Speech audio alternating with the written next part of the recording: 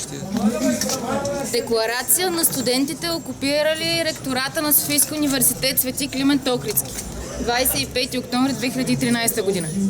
Уважаеми господин ректор, уважаеми госпожи и господа преподаватели и администратори в Алма Матер, скъпи колеги, докторанти и студенти, уважаеми съграждани, осъзнавайки историческата си отговорност пред българското общество, страхувайки се единствено от страха, желайки възстановяването на демокрацията и върховенството на закона в републиката, предвиждайки неминуемите отрицателни ефекти от продължаването на мандата на 42-то Народно събрание, разгневени срещу системното накърняване на конституционния ред в страната. Убеден, че принципността и прозрачността на управленския процес е условие, без което може да съществува истински ред, заставяйки непоколебимо на страната на равенството пред законите срещу картелно партократския хаос. Имайки висшата цел България да бъде държава с управление, стъпващо на нравствени ценности, а не на лични изгоди. Напълно сигурни, че като студенти и граждани имаме пълното право на закони и осветени от демократичната традиция и протестни действия, и че университетът е място на стойности, а не само на лекции.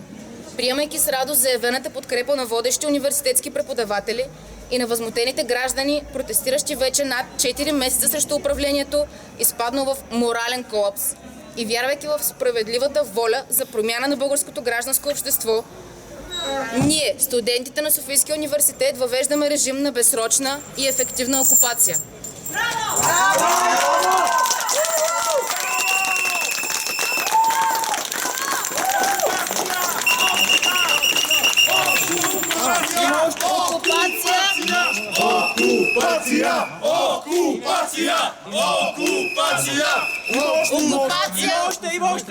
Окупация на ректората на това наистина висше училище със следните цели: незабавна оставка на 42-то Народно събрание,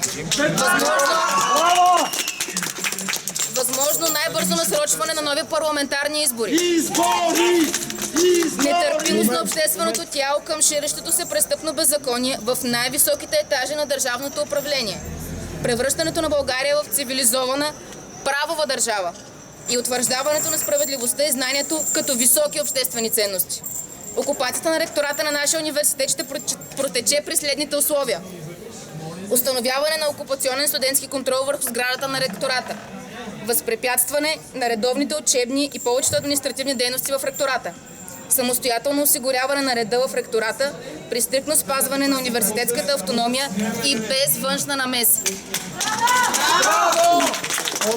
Спазване на досега приетите правила от декларацията за частична окупация на 272 аудитория от 23-25 октомври.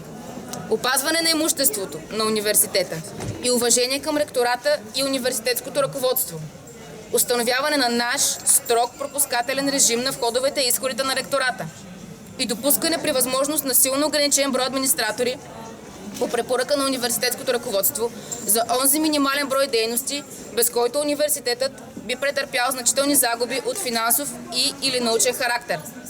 Това е нашия окончателен вод на недоверие към загубилите всякаква легитимност практики в управлението на България. Ние, студентите, 272 аудитория, ректорат, Софийски университет, София, 25 октомври 2013 година.